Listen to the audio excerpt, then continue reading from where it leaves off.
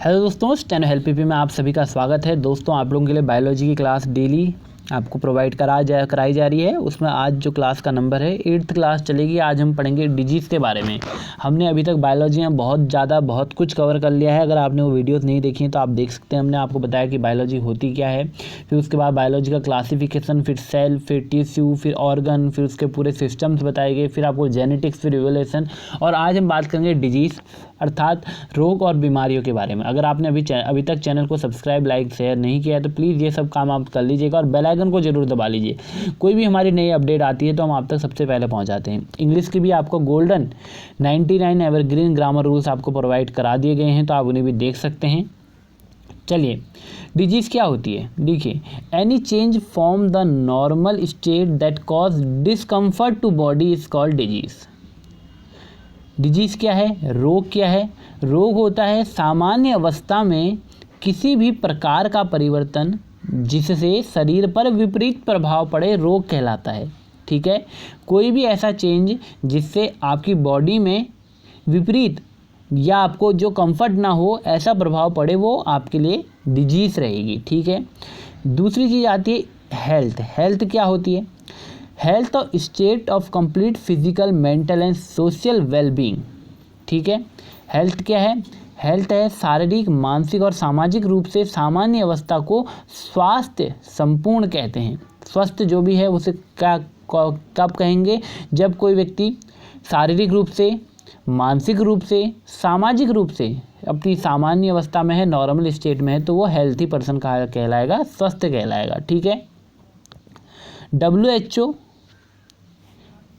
Health की बात हो रही है तो WHO को हमें लेना पड़ेगा, तो इसकी फुल फॉर्म है वर्ल्ड हेल्थ ऑर्गेनाइजेशन, जिसका हेडक्वार्टर है जेनेवा, स्विट्जरलैंड में। ठीक है, अब हम बात करते हैं डिजीज़ की। देखिए, डिजीज़ दो टाइप की होती हैं।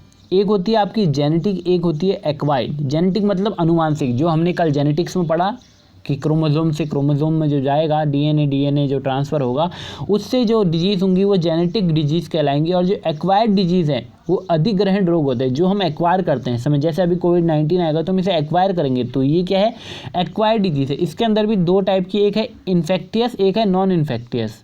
एक है संक्रामक, एक है गैर संक्रामक। तो अभी कोविड-19 जो चल रहा है वो आपका क्या है, संक्रामक है। ठीक है, तो ये है आपकी डिजीज़ के टाइप्स की। डिजीज़ आपकी मेनली दो टाइप की होती हैं, जेनेटिक और एक्वायर्ड। और एक्वायर्ड भी क्या है, दो टाइप की, एक इन्फेक्टियस, एक नॉन इन्फेक्टियस। ठीक है, एक संक्रामक, एक गैर संक्रामक रोग है। ठीक है, सबसे पहले हम बात करते हैं जेनेटिक डिजीज़ अर्थात अनुवांशिक रोगों के बारे में बात करते हैं। बहुत बार आता है सबसे पहला डाउन सिंड्रोम, इसे हिंदी में भी डाउन सिंड्रोम के नाम से जाना जाएगा।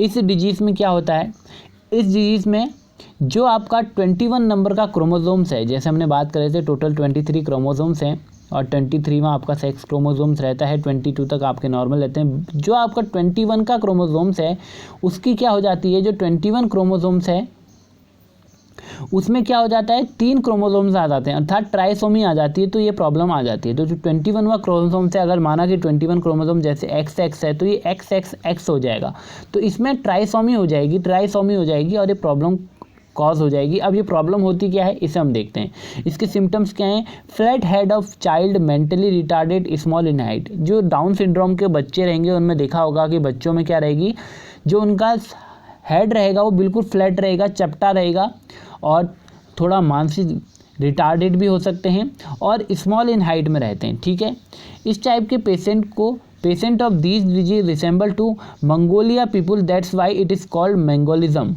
ठीक है, इस टाइप के पीपल को क्या कहते हैं, मंगोलिज्म पीपुल कहते हैं, मंगोलिया के पीपुल कहते हैं, तो इसलिए इसे मंगोलिज्म भी के नाम से भी जाना जाता है। किसे, डाउन स्ट्रीम को, जो किसके कारण होता है, आपको सिर्फ इतना ध्यान रखने के डाउन स्ट्रीम होता है आपके 21वें गुणसूत्र की ट्राइसोमी के कारण होता है। ठीक है, दूसरा आता है आपका क्लिनीफिल्टर सिंड्रोम। क्लिनीफिल्टर सिंड्रोम ये भी आपका एक जेनेटिक डिजीज़ है। इस डिजीज़ में क्या है, इस डिजीज़ में जो आपका 23rd नंबर का क्रोमोसोम्स है, जो 23rd क्रोमोसोम का है उसमें एक X अलग आ जाता है। ठीक है, जैसा आपको जो 23rd मैंने बताया सेक्स क्रोमोसोम्स है, तो उसमें एक आपका क्या होता है, X ज़्यादा आ जाता है। तो the disease occurs in males due to the presence of an extra copy of X at 23 chromosomes, some is that's why it is sex chromosome में होता है। ठीक है, लैंगिक गुणसूत्र में ये होता है। इसके सिम्टम्स क्या हो गए, small testis, development of breast, mental retardation, feminism come in male. ठीक है, तो इसमें क्या होता है, जो हमारा नॉर्मल ये मेल्स में दिखने को मिलता है कौन सा, क्लिनीफिल्टर सिंड्रोम। इसमें जैसे मेल्स का जो 23rd का क्रोमोसोम्स है वो है आपका XY, इसमें क्या होता है एक और डबल कॉपी हो जाती है XXY हो जाता है। तो इसमें क्या है, जो ये मैन होगा इसमें क्या होगा, आपके फीमेल कैरेक्टरिस्टिक आपको डेवलप दिखेंगे। तो ये क्या है आपका कौन सा सिम्टम है, ये आपका क्लिनीफिल्टर सिंड्रोम है, ठीक है। नेक्स्ट आता है आपका टर्नर सिंड्रोम। टर्नर सिंड्रोम क्या है, इस विकार में महिलाओं में एक एक्स गुणसूत्र गायब हो जाता है, ठीक है। इसमें क्या होता है एक एक्स गुणसूत्र गायब हो जाता है, ये कौन सा है, टर्नर सिंड्रोम है। क्लिनीफिल्टर सिंड्रोम मैन में होता है और आपका डाउन सिंड्रोम आपका 21 क्रोमोसोम से होता है। जो सेक्स क्रोमोसोम की मैं बात कर रहा हूँ तो उसमें आपका था क्या, क्लिनीफिल्टर सिंड्रोम जो मेल में होता है जिसमें एक्स एक डबल हो जाता है, और जो टर्नर सिंड्रोम है फीमेल में होता है जिसमें एक एक्स गायब हो जाता है। तो जो आपका सेक्स क्रोमोसोम जो बन जाएगा वो आपका एक्स ओ या 0 बन जाएगा या एक्स ब्लैंक बन जाएगा, ठीक है। इसके सिम्टम्स क्या है, महिलाओं में पुरुषों जैसी गुण आना, आवाज़ मोटी होना, दाढ़ी मूंछ आना, ये सारी चीज़ें इसके क्या रहेंगे, सिम्टम्स रहेंगे। तो ये कौन सा सिम्टम्स है, ये आपका टर्नर सिंड्रोम है। पूछा जाता है कौन सा सिंड्रोम का कौन सा नंबर है। एक बहुत ही इंपॉर्टेंट आता है हीमोफीलिया, जिसे हम बोलते हैं रक्तलप्तता, ठीक है। हीमोफीलिया में क्या होता है, हीमोफीलिया में आपका क्या होता है, ब्लड कोगुलेट नहीं होता है, ब्लड का थक्का नहीं बनता, ठीक है। इसमें क्या है, कोगुलेटिंग फैक्टर 8 व अन्य संकेतों की कमी हो जाती है जो रक्त का थक्का बनने में सहायक होती हैं। हीमोफीलिया में क्या होता है, ये भी आपका क्या है, जेनेटिक डिजीज़ है। हीमोफीलिया भी क्या है, जेनेटिक डिजीज़ है जिसमें आपका रक्त का थक्का नहीं जमता है। इसके सिम्टम्स क्या है, रक्त का थक्का नहीं जमता, ठीक है। दूसरा है आपका कलर ब्लाइंडनेस। आपने बहुत बार सुना होगा और बहुत सारे एग्जामों में देखा होगा कि ये पोस्ट कलर ब्लाइंडेड के सूटेबल है या नहीं है। तो ये कलर ब्लाइंडनेस भी जेनेटिक रहता है, जो जनरेशन आपका वेरी करता है। इसका कारण क्या है, cone cells present in eyes not function properly due to some genetic problem. Genetic problem के कारण जो कोन सेल है आई की वो अपना वर्क प्रॉपर नहीं करते हैं। तो जिस कारण क्या होता है, ये कलर ब्लाइंडनेस होता है। कलर ब्लाइंडनेस क्या होती है, person see red as green and green as red. जो पर्सन है वो क्या, रेड को ग्रीन पढ़ता है और ग्रीन को रेड की तरह देखता है, ठीक है। अगर ड्राइविंग और आर्मी की बात करें तो अनफिट व्यक्ति माना जाएगा जिसे कलर ब्लाइंडनेस है। तो जो इसमें रेड कलर होता है उसको ग्रीन दिखता है, जो ग्रीन होता है उसको रेड दिखता है। किसमें, कलर ब्लाइंडनेस में। ये भी आपका क्या है, ये भी आपका कौन सा है, आपका जेनेटिक डिसऑर्डर है, जेनेटिक डिजीज है, ठीक है। नेक्स्ट आता है आपका पटाव सिंड्रोम। पटाव सिंड्रोम क्या होता है, पटाव सिंड्रोम होता है ट्राइसोमी एट क्रोमोसोम नंबर 13। 13वें गुणसूत्र में जो आपकी ट्राइसोमी होगी वो पटाव सिंड्रोम होगी, ठीक है। इसके कारण क्या होता है, ऊपरी होंठ में छेद हो जाना, ऊपरी तलवों में छेद हो जाना, जिसके कारण बोलने में समस्या होती है। मानसिक रोगी भी होते हैं, ठीक है। जो पटाव सिंड्रोम है इसमें आपको बोलने में प्रॉब्लम होगी। आपके जो लिप्स हैं, अपर लिप्स हैं, अपर तालु है, वहाँ पर आपको क्या होगी, प्रॉब्लम देखने को मिलेगी। जो पटाव सिंड्रोम है ये इसके सिम्टम्स हैं। और ये किसके कारण होता है, आपके जो 13 नंबर का क्रोमोसोम्स है उसमें ट्राइसोमी हो जाती है, ठीक है। तीन हो जाते हैं 13 नंबर के क्रोमोसोम्स। ये हो गया आपका क्या, पटाव सिंड्रोम। तो ये आपके जेनेटिक सिंड्रोम थे, इंपॉर्टेंट जेनेटिक डिजीजेस थी जो मैंने आपको बताने की कोशिश करी। क्या क्या थी आप लोगों को मैं बाद में रिकॉल करा दूंगा। फिर आते हैं एक्वायर्ड, जो हम लेते हैं जन्म के बाद विकसित होने वाले जो रोग हमें मिलते हैं। जैसे एक तो होता है इन्फेक्टियस रोग, जो संक्रामक रोग हैं। दूसरी disease which cause by pathogen and have tendency to spread is called infectious disease. ऐसे रोग जो किसी रोगजनक के कारण उत्पन्न हो और जिनमें फैलने की प्रवृत्ति होती है उसे संक्रामक रोग कहते हैं, ठीक है। जो फैलते हैं उन्हें संक्रामक रोग कहते हैं, ठीक है। दूसरा, इसमें सबसे पहले क्या आएंगे, बैक्टीरियल डिजीजेस। हम संक्रामक रोग की बात कर रहे हैं तो इसमें हम बात करेंगे बैक्टीरियल डिजीज, जो बैक्टीरिया के कारण फैलती डिजीज हैं। जीवाणु जनित रोग क्या क्या हैं उनको बात करेंगे, ठीक। अगर आपने अभी तक चैनल को सब्सक्राइब नहीं किया तो चैनल को सब्सक्राइब जरूर कर लीजिएगा। बैक्टीरियल डिजीज, देखिए बैक्टीरियल डिजीज के अंदर सबसे पहले हम पढ़ेंगे ट्यूबरकुलोसिस, जिससे आपने सुना भी होगा टीबी, या हिंदी में मैं कहूँ तो क्षय रोग के नाम से इसे जाना जाता है, ठीक है। इसका पैथोजन क्या है, इसका कारण क्या है, माइकोबैक्टीरियम ट्यूबरकुलोसिस। बहुत बार पूछा जाता है कि टीबी किसके कारण होता है, तो उसका जो बैक्टीरिया है उसका नाम बताना होता है। तो ये है माइकोबैक्टीरियम ट्यूबरकुलोसिस, माइकोबैक्टीरियम ट्यूबरकुलोसिस, ठीक है। इसके सिम्टम्स क्या हैं, इसके सिम्टम्स क्या होते हैं, खांसी के साथ रक्त का आना। आपको इसके बारे में और कुछ नहीं जानकारी, जो लिखा है बस इतना ही आपको याद रखना है कि ये ट्यूबरकुलोसिस किसका है, बैक्टीरियल डिजीज आपको रहेगी। और ये किसके कारण ये होता है, ये होता है आपका माइकोबैक्टीरियम ट्यूबरकुलोसिस के द्वारा होता है, ठीक है। इसके सिम्टम्स क्या रहेंगे, खांसी के साथ रक्त आना, ठीक है। आशा करता हूँ समझ में आ गया होगा। नेक्स्ट है आपका कोलेरा, जिसे हिंदी में हम हैजा के नाम से जानते हैं, कोलेरा हैजा। कोलेरा हैजा होने का कारण क्या है, विब्रियो कोलेरा है। इसके क्या सिम्टम्स हैं, दस्त और उल्टी। ये भी किसके द्वारा होता है, बैक्टीरिया के द्वारा, ठीक है, बैक्टीरिया के द्वारा होता है। कौन सा, कोलेरा, और आपका हमने जैसे आपको पहले बताया क्या, टीबी, ठीक है। अब धीरे धीरे सब मैं आपको बताऊंगा जो जो इम्पोर्टेंट है। इसके आप पैथोजन को याद रखिएगा, किसके कारण होता है, विब्रियो कोलाई, टीबी मैंने बताया, माइकोबैक्टीरियम ट्यूबरकुलोसिस है। अब नेक्स्ट आता है आपका टाइफाइड, जो बहुत कॉमन है, टाइफाइड। टाइफाइड है आपका क्या, ये भी आपका क्या है, बैक्टीरियल डिजीज़ है। इसमें क्या है, पैथोजन क्या होना चाहिए, सालेमेनाइड, सालेमेनो टाइफी इसका पैथोजन है, सालेमेना टाइफी इसका पैथोजन है। इस हिंदी में से मियादी बुखार कहते हैं। इसके सिम्टम्स क्या है, तेज बुखार, सिर दर्द होना, ये इसके सिम्टम्स हैं टाइफाइड, ठीक है। नेक्स्ट आता है आपका प्लेग या ब्लैक डेथ। ये किसके कारण होता है, ये होता है आपका यर्सीना पेस्टिस के द्वारा। यर्सीना पेस्टिस के द्वारा, ये एक बैक्टीरिया है जिसके द्वारा ये चीज़ें होती हैं, ठीक है। क्या, प्लेग, इसके सिम्टम्स क्या हैं, तेज बुखार, शरीर पे गांठें बनना, ठीक है। ये सारे आप इनके पैथोजन को एक बार सही से पढ़ लीजिएगा ताकि आपको याद रहे, थोड़ा सा दिमाग में रहे। निमोनिया, निमोनिया क्या है, स्ट्रेप्टोकोकस निमोनी या अर्लियर डिप्लोकोकस निमोनी के नाम से भी जाना जाता था। अब आजकल स्ट्रेप्टोकोकस निमोनी के नाम से इसे जाना जाता है। निमोनिया का जो कारण है, निमोनिया का जो बैक्टीरिया है वो आपका क्या है, स्ट्रेप्टोकोकस निमोनी। इसके क्या कारण, इसके जो सिम्टम्स हैं वो क्या है, आपकी जो लंग है, जो आपकी लंग है उसमें क्या स्वेलिंग हो जाती है। मैंने आपको बताया था जो आपके एल्वोलाइज हैं, एल्वोलाई प्रॉपर वर्क नहीं करती हैं। आपको मैंने अब श्वसन तंत्र में, रेस्पिरेटरी सिस्टम में भी बताया था पूरा कि एल्वोलाई आपकी जो लास्ट यूनिट रहती है रेस्पिरेटरी सिस्टम की, जहाँ से आपके सारा ऑक्सीडेशन होता है, वही अगर सही से वर्क नहीं करे तो प्रॉब्लम हो जाती है। और यही वर्क करना बंद हो जाता है, जिसके कारण क्या हो जाती है, इनमें स्वेल हो जाते हैं, स्वेलिंग हो जाती है और प्रॉब्लम क्रिएट हो जाती है, ठीक है। ये क्या है, निमोनिया के लक्षण है। इसका पैथोजन क्या है, इसका पैथोजन है स्ट्रेप्टोकोकस निमोनी, ठीक है। कुछ इंपॉर्टेंट डिजीज़ है, बहुत बार ये प्रश्न पूछा जाता है कि ये डिजीज़ बैक्टीरियल है या ये डिजीज़ आपकी वायरस वाली, तो इसे समझने की कोशिश कीजिएगा क्या बैक्टीरियल है और क्या आपकी वायरस वाली है, इस चीज़ को ध्यान रखें। अब हम बात करते हैं वायरल डिजीज़, ठीक है। वायरल डिजीज़ क्या है, वायरल डिजीज़ जैसे एड्स, एड्स की full form acquired immuno deficiency syndrome, ठीक है। इसमें क्या है, जो इसका एजेंट है, कॉज करने वाला एजेंट है, उसे कहते हैं HIV वायरस। एड्स तो एक बीमारी का नाम है, होती किसके कारण है, HIV वायरस के कारण। HIV वायरस का क्या फुल फॉर्म है, ह्यूमन इम्यूनो डिफिशियंसी सिंड्रोम, ठीक है, ठीक है। इस चीज़ को ध्यान रखा। आपने पहले देखा, सबसे पहले हमने बैक्टीरिया की बात कर ली है, पहले हमने जेनेटिक डिजीज़ की बात करी, फिर हमने करी जो आपके इन्फेक्टियस हैं जो हम एक्वायर्ड करते हैं, उसमें भी हमने बात करी कि आपके इन्फेक्टियस कौन कौन से हैं, तो हमने बात कर ली है बैक्टीरियल डिजीज़ की। अब हम बात कर रहे हैं वायरल डिजीज़ की। तो सबसे पहले हम पढ़ रहे हैं एड्स। एड्स की फुल फॉर्म आपकी एक्वायर्ड इम्यूनो डिफिशियंसी सिंड्रोम। इसके जो कॉजिंग एजेंट है वो है HIV। HIV बोले तो ह्यूमन इम्यूनो डिफेंसी वायरस के नाम से इसे जाना जाता है, ठीक से। ये रेट्रोवायरल फैमिली से बिलोंग करता है। ये देखिए इसकी मैकेनिज्म है कुछ इस प्रकार की, HIV वायरस की जो मैकेनिज्म है वो कुछ इस प्रकार की आपकी स्क्रीन पे आपको दिख रहा होगा। इसमें क्या होता है, ज़्यादा डीप आपको मैं नहीं ले जाऊंगा, ऊपर से डायग्राम को समझाने की कोशिश करूंगा, क्योंकि ज़्यादा डीप करेंगे तो आप कंफ्यूज हो जाएंगे। इसका स्ट्रक्चर आप देख के कंफ्यूज हो जाएंगे। देखिए इसकी बॉडी है, ये जो वायरस आपको दिख रहा है ये वायरस का स्ट्रक्चर है, HIV वायरस का स्ट्रक्चर है। इसका जो आप देखेंगे, मैंने हर सेल में, हर में सब में आपको DNA RNA मिलेगा ही। तो ये बॉडी है, इसमें आपको DNA सेल दिख रहा है, तो इसके अंदर DNA मिल रहा है, RNA मिल रहा है, प्रोटीन मिल रहा है, ठीक है।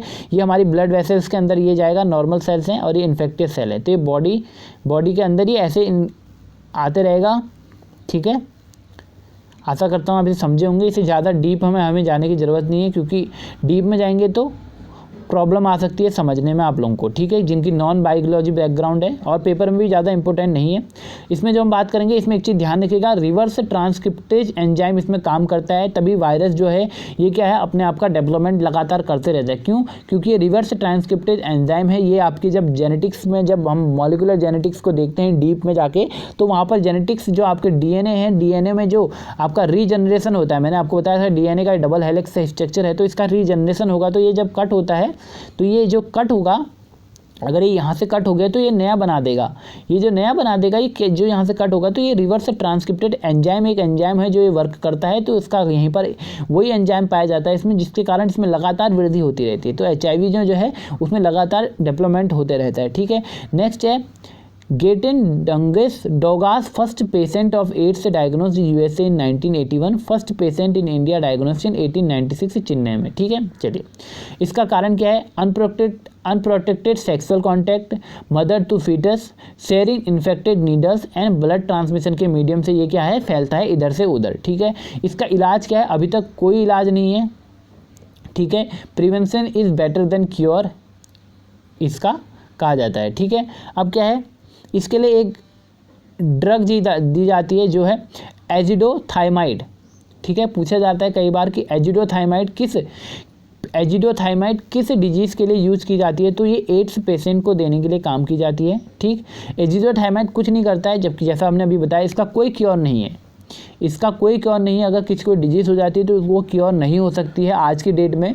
जब तक कोई डिस्कवरी नहीं होती है तब तक ये डिजीज़ कॉज नहीं, इसका कोई क्योर नहीं है। बट इसमें क्या है? इम्यून सिस्टम को बढ़ाने के लिए आपको ये दवाई दी जाती है। जैसे कहा जाता है कि कोरोना में भी इम्यून सिस्टम को बढ़ाइए, तो इम्यून सिस्टम को बूस्ट करने के लिए आपको एजिडोथाइमाइड दी जाती है ताकि जो पेशेंट है वो कुछ और समय तक जीवित रह सके। ठीक है, इसका एक टेस्ट होता है जो काफ़ी इंपॉर्टेंट है और ये बार बार आता है कि एलिसा टेस्ट किसके लिए यूज़ किया जाता है? तो जो एलिसा टेस्ट है ये आपके एड्स को डायग्नोस करने के लिए एलिसा टेस्ट का यूज़ किया जाता है। इस चीज़ को ध्यान रखिएगा।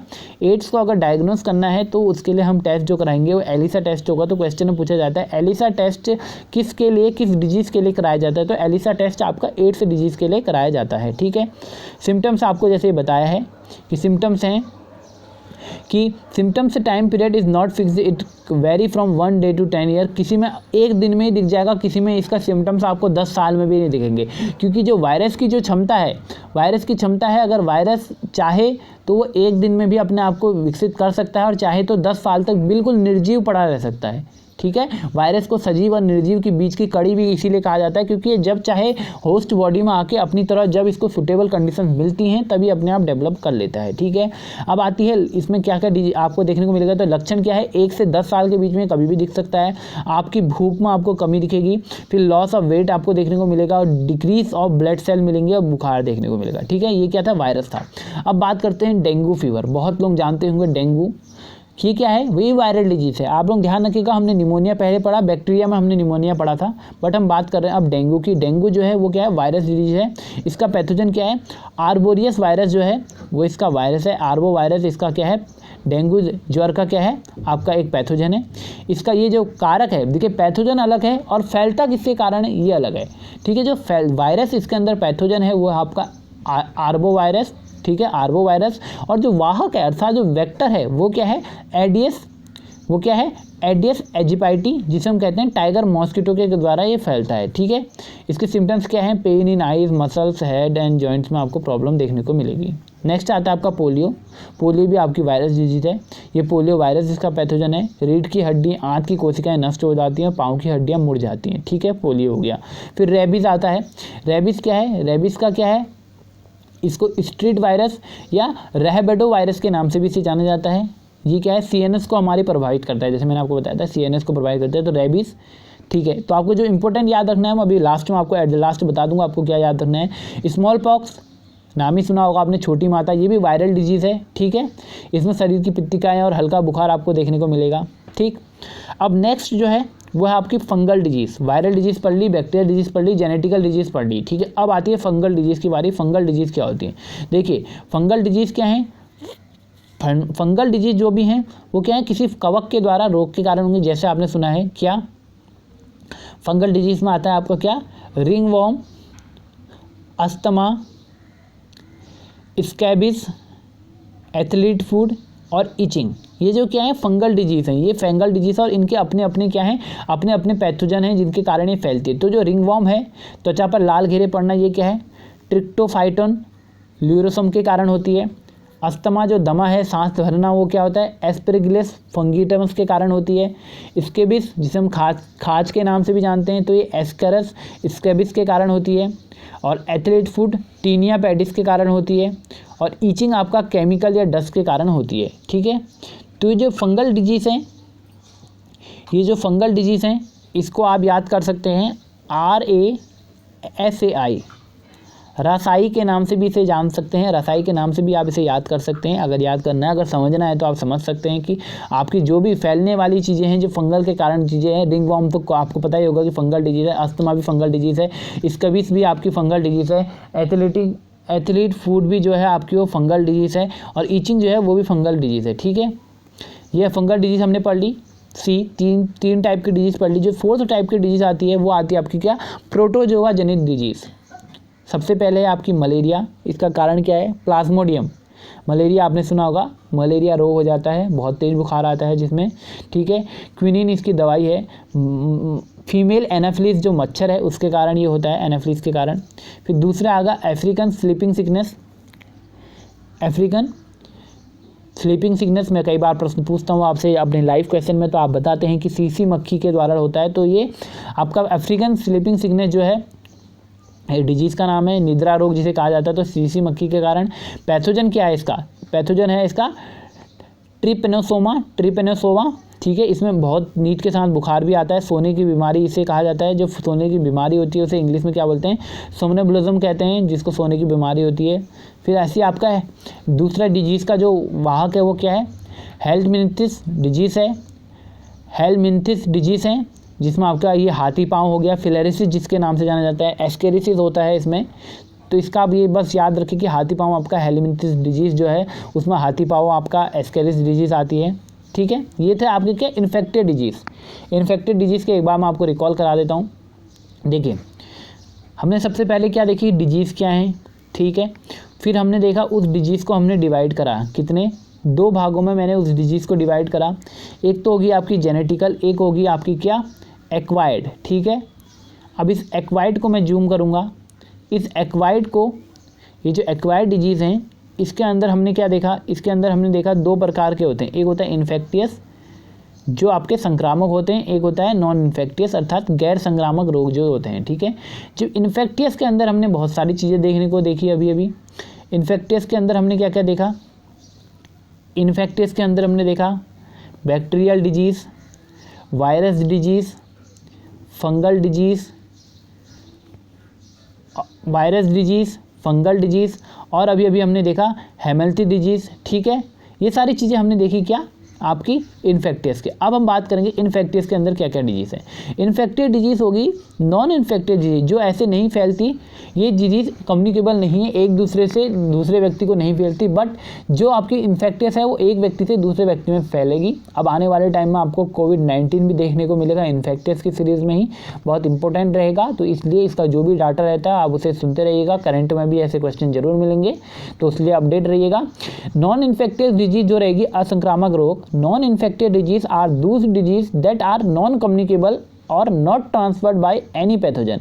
ये किसी कारण से इधर उधर नहीं फैलते हैं। ठीक है, ये कम्युनिकेबल भी नहीं होते हैं। ऐसे रोग जो किसी रोगजनक से ना उत्पन्न हो, कि किसी और कारण से उत्पन्न हो, और असंक्रामक रोग कहलाते हैं। ठीक है, जैसे आता है कैंसर, कर्क रोग।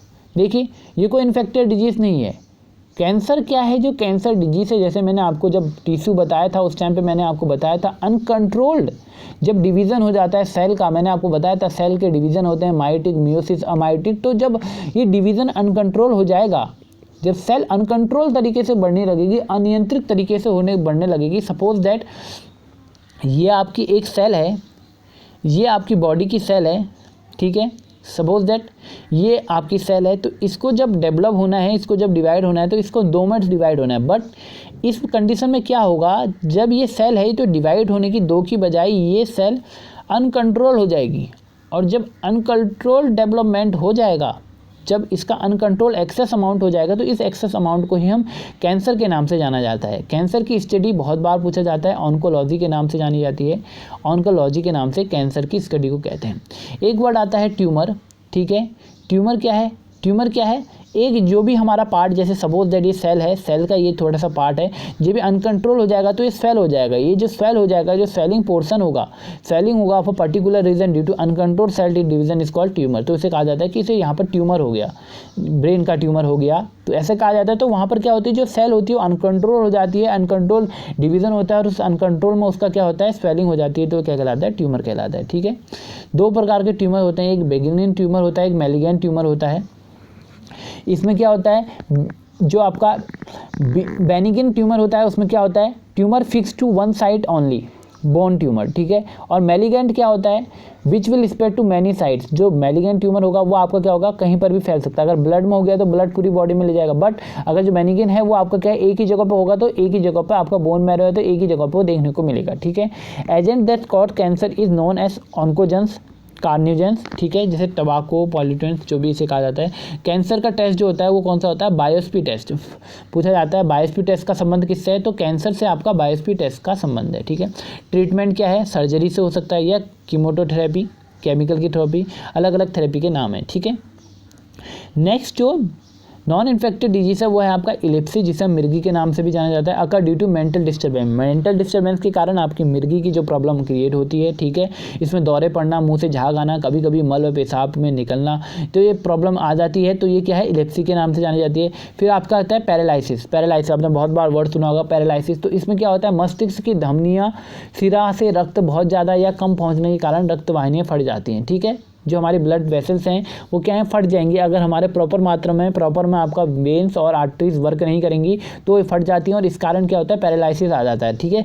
शरीर के किसी भाग का काम न करना पैरालिसिस कहलाता है, ठीक है। दूसरा आता है आपका हॉल्यूसिनेशन, जिसे हम मतिभ्रम के नाम से भी जानते हैं। ये सब क्या है, ये सब आपकी क्या है, ये सब आपकी जो आपकी नॉन इन्फेक्टिव डिजीज हैं, गैर संक्रामक नॉन कम्युनिकेबल डिजीज हैं, उसके अंदर ही आएंगी, ठीक है। यह है क्या है, मतिभ्रम में क्या होता है, इसमें क्या है, रोगी को काल्पनिक चीज़ें दिखाई देने लगती हैं।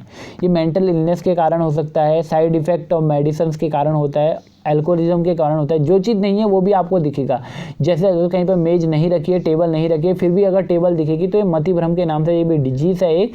तो ये जो डिजीज़ है ये आपकी मेंटल इलनेस, कोई मानसिक प्रॉब्लम, विकार हो सकते हैं, साइड इफेक्ट, दवाई बहुत ज़्यादा किसी ने खाई है उसको डिफेक्ट आ सकते हैं, या एल्कोहलिज्म, अगर आप अल्कोहल के ज़्यादा आदी हैं तो आपको ये देखने को मिलेगा, ठीक है। फिर आपको आता है सिजोफ्रेनिया, एक प्रकार का पागलपन है, ये ज़्यादा इम्पोर्टेंट नहीं है, ठीक है। ये ज़्यादा यूथ में पाई जाती है, क्योंकि जो अपने सोशल इन्वायरमेंट से थोड़ा अलग अलग रहने के आदी हो जाते हैं तो उन्हें इस प्रकार का पागलपन की इसको नाम दिया जाता है। इसके लक्षण है युवाओं में अधिक पाई जाती है। ऐसे रोगी कल्पना को ही सत्य मानते हैं, ये समाज से कटकर रहते हैं, उदासीन व चिड़चिड़े होते हैं due to combination of mental illness, ठीक है। अब कुछ अदर डिजीज़ भी हैं जो इन सब से थोड़ा अलग हैं, जैसे है पेरिनिकस एनीमिया। एनीमिया मैंने आपको बताया था, loss of production of RBC, RBC का बनना, आरबीसी नहीं बनती, ब्लड नहीं बनता, ड्यू टू विटामिन B12 की डिफिशियंसी के कारण ये काम होता है, ठीक है। फिर एक बर्ड फ्लू के नाम से भी आपने सुना होगा, ठीक। एक होता है आपका हैशीमैटो डिजीज़, फिर गुड पास्चर सिंड्रोम, अलग अलग सिंड्रोम है। फिर आपका गंजापन आपने सुना होगा, टीनिया कैपेटिसिस के कारण होता है।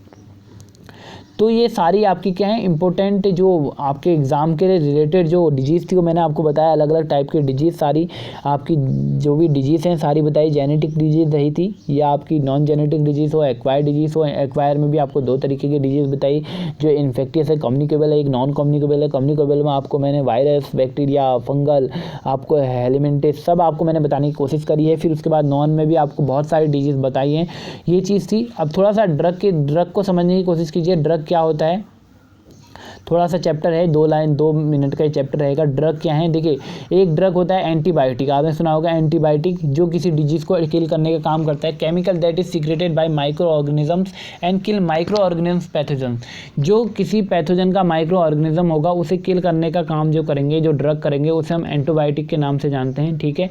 जैसे हमने सुना पेनिसिलियम, आपने देखा होगा पेनिसिलियम, सटाइवा पेनिसिलियम नोटेटम, आपका बैक्टीरिया है, उसको किल करने का काम कौन करेगा, किल अदर हार्मफुल माइक्रो ऑर्गेनिज्म को काम करने के लिए, किल करने के लिए काम करता है। पेनिसिलियम पूछा जाता है, इसकी खोज किसने करी, तो अलेक्जेंडर फ्लेमिंग ने इसकी खोज करी थी। अलेक्जेंडर फ्लेमिंग ने इसकी खोज करी थी, किसकी, पेनिसिलियम की। इंपॉर्टेंट है, याद रख लीजिएगा, पेनिसिलियम की खोज किसने करी थी, एंटीबायोटिक है पेनिसिलियम, इसकी खोज किसने करी थी, अलेक्जेंडर फ्लेमिंग ने करी थी, ठीक है। एक होती है एंटीपायरेटिक, ज्वर हटाने वाला एंटीपायरेटिक, आपने पैरासिटामोल का नाम तो सुना ही होगा, तो ये एंटीपायरेटिक ड्रग है, एंटीपायरेटिक ड्रग है, मेडिसिन है, जिसका यूज़ ज्वर को हटाने, बुखार को हटाने के लिए किया जाता है। ये क्या करता है, बॉडी के टेम्परेचर को कम करने का काम करता है, ठीक है। दूसरा आपका है दर्दनाशक दवा, एनाल्जेसिक, ठीक है। They are those drugs that are frequently use to relieve pain को कम करने के लिए आपको ये डिजीज़ देखने को मिलेगी। आपने सुना होगा पैरास्टामोल और ब्रोफिन का नाम भी आपने सुना होगा। तो ये एनाल्जेसिक डिजीज़ है, ये एनाल्जेसिक ड्रग है जिसका काम होता है दर्द को कम करना, ठीक है। दर्द को काम करने का काम होगा इसका, किसका, आपका ब्रोफिन का इसके अंदर आएगी, ठीक है। तभी बुखार के टाइम पे जब दर्द भी होता है तो आपको ब्रोफिन भी लिख के देगा डॉक्टर, और आपको पैरास्टामोल भी लिख के देगा, ठीक है। नेक्स्ट आती है आपकी एंटीसेप्टिक ड्रग। एंटीसेप्टिक ड्रग क्या होगी, they are use to reduce the chance of infection. कहीं पर भी इन्फेक्शन होगा तो वहाँ पर एंटीसेप्टिक का यूज़ करा जाता है। डिटॉल जैसे आपने सुना होगा, हैंड सैनिटाइजर हम यूज़ कर रहे हैं आजकल, तो ये सारे एंटीसेप्टिक है जो आपकी क्या है, जो भी इन्फेक्शन होने के कारण है उनको वहीं पर किल करने की प्रयास करता है। डिटॉल, सेवलॉन जैसे होंगे, ठीक है। नेक्स्ट आता है आपका ट्रांक्विलर्स, जिसे प्रशांतक कहते हैं। They are drugs that reduce mental tension and give relief, जैसे डाइजेपम है, ठीक है। ये क्या है, मेंटल डिजीज़ को, मेंटल की जो प्रॉब्लम है उसको ट्रांक्विलाइजर्स क्या करते हैं, शांत करने का काम करते हैं। इसी तरीके से सेडेटिव्स भी इसी तरह के यूज करते हैं। सेडेटिव्स जिसमें आपको सोने की दवाई दी जाती है ताकि जो है अफीम, भांग देख रहे हैं आप, अल्कोहल, ये सब क्या है, हीरोइन, अल्कोहल, ये सब क्या है आपके एक टाइप की मेडिसिन है जिसका यूज़ किया जाता है। अगर लिमिटेड अमाउंट में किया जाए तो एक टाइप की मेडिसिन है जो मेंटल डिसऑर्डर्स रहते हैं, मेंटल टेंशन्स रहती है, उनको रिलीफ देने के लिए काम किया जाता है, ठीक है। फिर आता है आपका स्टिमुलेटेड, एक उत्तेजक होते हैं जो आपको जो जगाने का काम करते हैं। जैसे बोलते हैं कॉफ़ी पी है तो थोड़ा देर तक पढ़ने का मन करता है, तो ये स्टिमुलेटिंग ड्रग का है। अगर लिमिटेड अमाउंट में यूज़ किया जाए तो निकोटीन, कॉफीन, कोकीन, ये सारे आपके क्या हैं, ये सब आपकी ड्रग के रूप में यूज़ किए जाते हैं। आशा करता हूँ आपको ये पूरी क्लास पसंद आई होगी जिसमें हमने बहुत कुछ पढ़ा। आज डिजीज़ के बारे में आपके बहुत से डाउट आशा करता हूँ आज की इस क्लास से क्लियर हो गए होंगे। और आपको जो भी प्रॉब्लम आ रही है आप कमेंट बॉक्स में लिख के पूछ सकते हैं अगर आती हैं प्रॉब्लम। वैसे तो आपको सब कुछ बताया जा रहा है कि किस तरीके से क्या है, तो इस चीज़ को ध्यान रखिएगा। और इस चीज़ को ध्यान रखिए कौन सा डिजीज़ क्या है, ज़्यादा इंपॉर्टेंट इसमें ये रहेगा आपके एसएससी के एग्ज़ामों के लिए या वनडे एग्ज़ामों के लिए कि आप इस चीज़ को डिफाइन कर पाएंगे ये डिजीज़ क्या है, और कुछ इंपॉर्टेंट जो उसके पैथोजेंस हैं जो किसके कारण फैलता है। बस आप इतना ध्यान रखेंगे तो आपको काफ़ी हद तक इस सेक्शन से आपको मार्क्स मिल जाएंगे। इसमें आपको जो ध्यान रखना है कि कौन सी डिजीज़ बैक्टीरिया से होती है, कौन सी डिजीज़ वायरस से होती है, और कौन सी डिजीज़ फंगल है, कौन सी डिजीज़ आपकी अलग पैथोजन है, क्या है, कौन सा जेनेटिक डिसऑर्डर किस नंबर पर होता है, सब आपको ध्यान रखना है। आशा करता हूँ ये सारी चीज़ें आपको समझ में आई होगी। मिलेंगे हम कल की क्लास में। Thank you so much, bye bye, take care. Channel में नए हैं तो चैनल को लाइक, सब्सक्राइब, शेयर जरूर कर लीजिएगा।